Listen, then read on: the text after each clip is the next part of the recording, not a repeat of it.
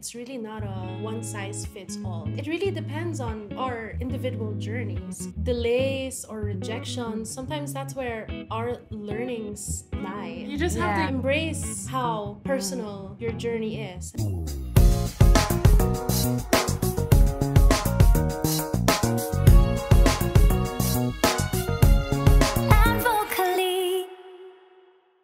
Hi everybody, this is Abby Asisio and welcome to Season 3 of the Advocally podcast, where we get to know our favorite musicians, artists, and creatives. And today we are with a very lovely lady who I saw through a good friend, Marcus Davis. He posted about it and I was like, who's this girl? We should have her on the show. Give it up for Bea Carlos. Hi guys, what's up? Wow, hi guys. I know, I think we're wearing Sobrang yeah. So Bea, ganun pala magsalita. Going back to that, I saw you through Marcus. He was promoting your single. I listened to it and I was like, this sounds really cool. And, you know, we're always trying to look for fresh acts. We want this platform to be your platform to share your music. And you just released your first single. We'll talk about that a little later. But how did you end up working with Marcus Davis? So I went out one night and then I met someone and then she saw like my covers on my Instagram and she was like, do you have anything on Spotify? I was like, no, not yet. She was like, I'll introduce you to a friend. I was like, okay, sure. And then we met up and then we just vibed and then now we're here.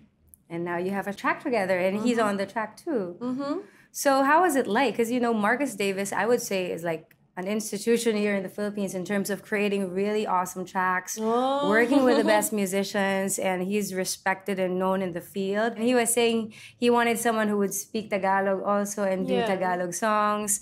Was that something that was out of your comfort zone? Tell us more about the experience. I actually just learned how to be really good at conversational Tagalog when I started streaming on Kumu. But before that, I was actually known as like the girl that wasn't good at Filipino, like, kasi where I came from, like the schools, I never stopped being bad at Filipino. Like, if you asked me to like write an essay, I could do that. But then the conversational type, like then I would be like, how do you do this? You know, I had to like adjust. But thankfully, because of Kumu, natuto ako to be able to communicate. Nasakto lang talaga yung timing. Because, you know, if he met me like 2 years ago, he probably would just crossed me off his list, you know. And now you're able to relate more with your followers. Kasi, like, I'm on Kumu too, and it's such a great way to have an intimate relationship with the people who feel and know that they could treat you as a friend. They get to talk to you,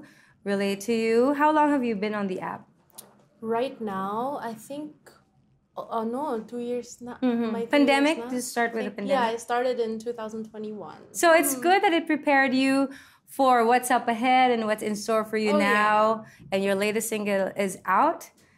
Too late, too soon. What is the inspiration behind the song? Actually, I'll pretend I don't know what it is, but I want to ask you.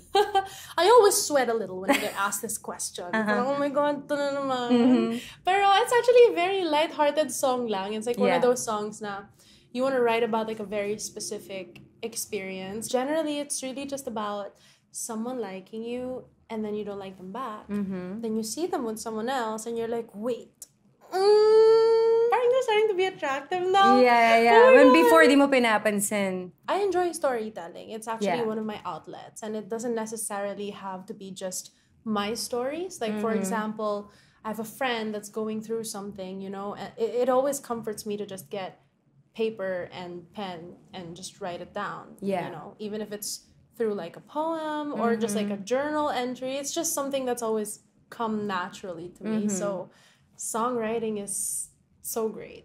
Other than it being a source of self-expression, do you have any other driving force in terms of the music that you write? Like in terms of fulfilling a dream or pushing forward a certain message? When it comes from that context, actually, I think I really just want to be able to inspire. As artists, as entertainers, I feel like one of our main roles is to just spark that inspiration in other people, right? That hopefully when they hear your stuff or they see your stuff, I don't know, so, you know, they feel inspired or motivated, because emotions are such a powerful thing. And as artists, to be able to, you know, really spark that in other people, it's so inspiring. Because whether that's sadness or happiness or whatever, right? Emotions are such a great catalyst. Being able to fuel whatever you want to do in life. So no matter what your dreams and goals are, right? Art is always there to do that. I love that. I love what you said. Speaking of artists and inspiring others, who are some of your influences growing up and stuff that you've incorporated into your own style and vibe? I started with Broadway. So talagang my inspiration growing up was Lea Salonga. Oh, wow. Yeah, the very first song that I performed on stage, I was like 6 years old. It was a whole new world. Oh, nice. Yeah, you're a Disney baby too. Yeah, I'm a Disney baby. Pero, syempre now, diba, like that changed a lot because the music that I want to make, it's really more influenced, I guess, by the culture that I'm exposed to at the moment. So, it's, the very Gen Z crowd. Like, what do we listen to? Ariana Grande, The Weeknd. Justin Bieber. I'm like a pop girly. No shame. Yeah. No, you should be proud because it's no shame. It's an extension of who you are, the stuff that you listen to. So in relation to the Gen Z and the crowd right now, I see that you've been doing gigs as well to promote your music. How has that been and how is the reception so far? Oh my God, I love it. Though it's something that I'm getting used to because I'm a morning person. Like I'm the type to wake up before the sun rises, like 5:30.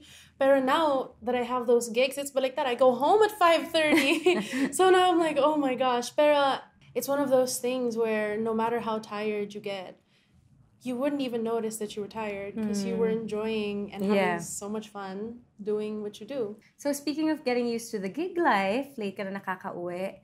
Paano to? Are you gonna get used to school again? Because I heard that you're gonna go back to law school. Yes. Oh my God. It's like I'm having a conversation with my mom. Ready ka na ba?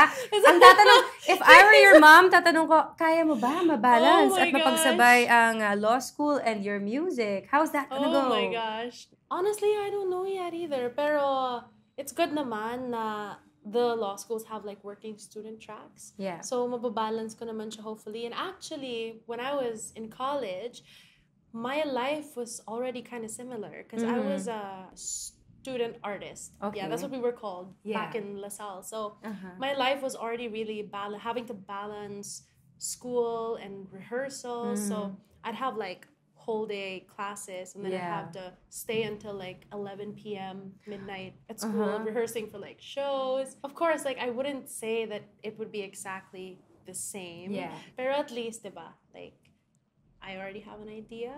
Yeah. Might possibly go. A lot of people might feel like, just like what your song says, too late, too soon. Ooh. They're wondering when it comes to their life, if I have dreams, something that I've been wanting to do, is it too late to get into it? Or baka I'm too young, I shouldn't do it yet. I need to take on a path that's laid out for me based on expectations of people for me. What would be a nice advice that you could give to them? In my opinion, kasi when it comes to things like that, it's really not a one size fits all, right? Because sometimes it really depends on our individual journeys. Because sometimes some people, they're made to start earlier because, the things that they're meant to accomplish or, I don't know, for some reason would work better if it came at this certain point in their lives. You just really have to learn how to become one with your intuitions because sometimes delays or rejections, sometimes that's where our learnings lie. And sometimes dun panhalaga yung motivation natin na, oh, because of this experience, eto na pala yung gusto kong gawin. Or because of this experience, I'm more inspired to motivate people to do this or that, diba? So you just really have to learn how to be able to tell and appreciate all the experiences that you get in your life. So no matter which part of your timeline you're at, it doesn't matter. You just have to embrace how personal your journey is and then just go from there and you'll do great things. I believe that. I love it. And hindi ako magtataka kung next time motivational speaker ka pala. Speaker na rin siya. I was saying this kanina, you're a very eloquent person. I really love how you express your thoughts. And I'm sure that the listeners are really gonna get inspired and be empowered by this episode. Before I let you go, Bea, if people were to look at you and to listen to your music, what would be the main takeaway that you would want them to have? That if they say, "Oh, Bea Carlos," this is what they get from it. Oh, wow. That is a big question. Well, I just started, so I don't really have, albums yet and stuff, so I only have one song out. So it's not easy to answer that question, but at the end of the day, at the top of my head right now, I just want to be able to become someone that inspires people to be comfortable with who they really are, the stories that they want to tell, how they sound, what they look like, and to just be able to spread good vibes all around. Yeah. Wow, sobrang scripted no na. Parang good vibes all around. But sometimes the simple things, Parang ad. Yun yung totoo. Pero, parang ad. Pero tatatak.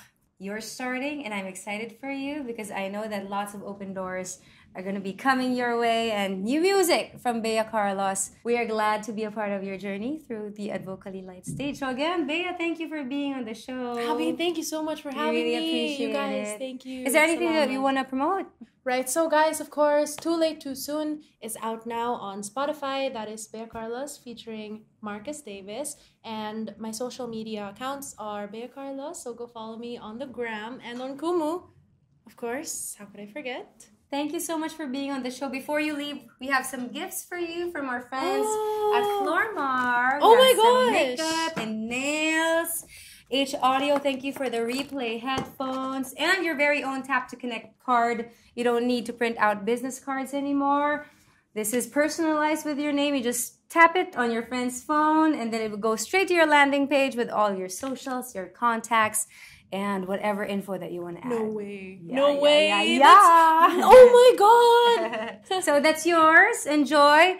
And thank you everybody for watching today's podcast. We would like to thank our sponsors, Happy Studio, Cafe Lupe, Casa Alegria, Hive Audio International, the Spark Series, Flormar, DOOH, Tap to Connect, and H Audio. This is Abby Asistio. See you again next time.